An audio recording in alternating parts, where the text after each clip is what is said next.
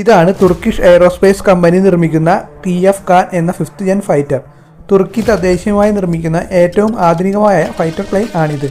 American നിർമ്മിത F110 എഞ്ചിനാണ് ഈ വിമാനത്തിന് കരുത്തേകുന്നത്. Murad, AESA radar, Yildirim thunder, direct infrared counter message system തുടങ്ങിയ ആധുനിക സംവിധാനങ്ങൾ ഇതിലുണ്ട്. 10 ടണ്ണോളം ആയുധങ്ങൾ വഹിക്കാൻ കഴിവുള്ള ഖാൻ നെറ്റ്വർക്ക് സെൻട്രിക് വാർഫെയർ കേപ്പബിലിറ്റി ഉള്ള ഒരു ഫൈറ്റർ പ്ലെയിൻ ആണ്.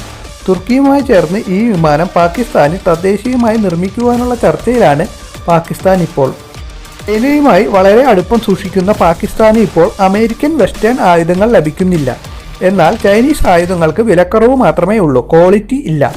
ഖാൻ ഫൈറ്ററിൽ ഉപയോഗിക്കുന്ന പല ടെക്നോളജിയും വെസ്റ്റേൺ സിസ്റ്റങ്ങളാണ്. അതിനാൽ തന്നെ നാറ്റോ അംഗമായ തുർക്കിയിൽ നിന്ന് ഖാൻ ഫൈറ്റർ വാങ്ങുന്നതിലൂടെ ഏറ്റവും ആധുനികമായ വെസ്റ്റേൺ സിസ്റ്റങ്ങളുള്ള 5th ജെൻ ഫൈറ്റർ പ്ലെയിൻ ലഭിക്കുവാനുള്ള സൗകര്യമാണ് പാകിസ്ഥാന് ഇപ്പോൾ ലഭിക്കുന്നത്.